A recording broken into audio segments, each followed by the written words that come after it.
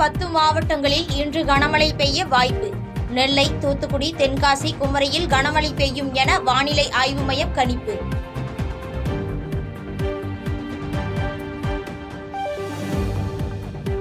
கனமழை எச்சரிக்கை எதிரொலி.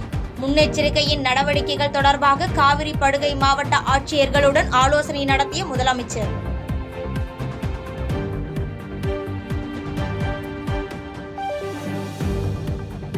நாகை, புதுக்கோட்டை, காரைக்கால் உள்ளிட்ட மாவட்டங்களில் கனமழை. திடீர் மழையால் வெப்பம் தணிந்து குளிர்ச்சி நிலவியது.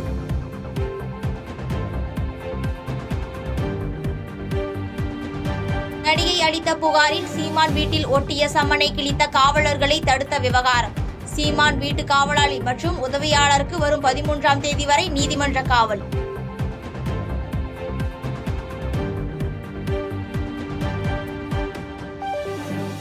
சென்னை வளசரவாக்கம் காவல் நிலையத்தில் இன்று ஆஜராக முடியாது என சீமான் திட்டவட்டம்.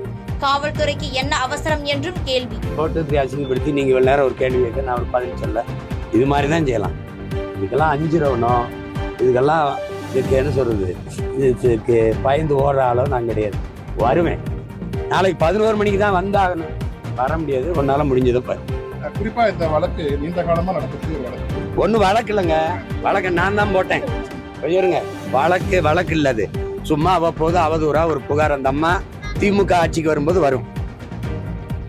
நடிகை விவகாரத்தில் காவல்துறை பதிவு செய்த வழக்கை ரத்து செய்ய கோரி சீமான் உச்சநீதிமன்றத்தில் மேல்முறையீடு. 12 வாரத்திற்குள் விசாரித்து முடிக்க வேண்டும் என்ற உத்தரவிற்கு தடை கோரி மனு.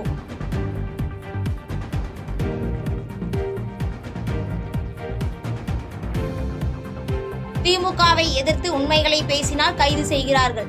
அதிமுக கொள்கை பரப்பு இணை செயலாளரும் நடிகையுமான விந்தியா விமர்சனம்.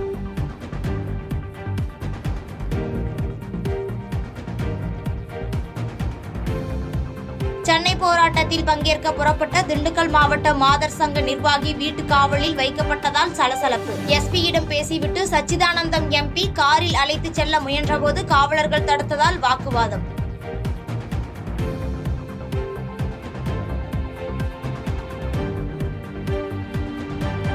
பள்ளி கல்லூரிகளின் பெயர்களில் இடம்பெற்றுள்ள ஜாதி பெயர்களை நீக்குவது தொடர்பாக தமிழக அரசின் நிலைப்பாடு என்ன?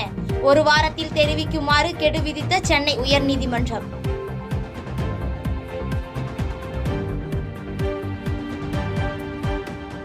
மாநில தகுதி தேர்வுக்கான ஹால் டிக்கெட் ஆசிரியர் தேர்வு வாரிய இணையதளத்தில் இருந்து பதிவிறக்கம் செய்து கொள்ளலாம் என அறிவிப்பு.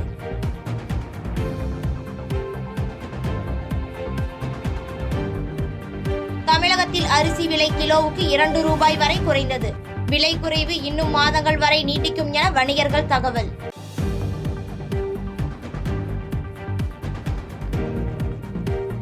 திருப்பத்தூரில் ஊராட்சி மன்ற பெண் தலைவருக்கு கத்திக்குத்து. சொத்து தகராறில் உறவினர்கள் வெறிச்செயல். காவல்துறை விசாரணை.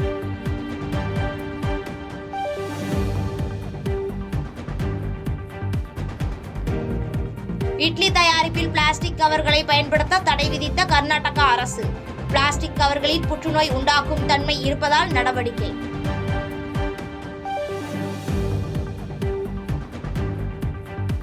மம்தா பானர்ஜியுடன் கருத்து வேறுபாடு இல்லை என திரிணாமுல் காங்கிரஸ் எம்பி அபிஷேக் பானர்ஜி விளக்கம். எந்த சூழலிலும் பாஜகவில் இணைய மாட்டேன் என திட்டவட்டம்.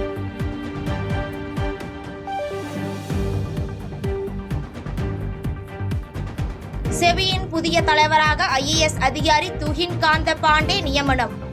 அடுத்த 3 ஆண்டுகளுக்கு பதவி வகிப்பார் என மத்திய நிதியமைச்சகம் அறிவிப்பு.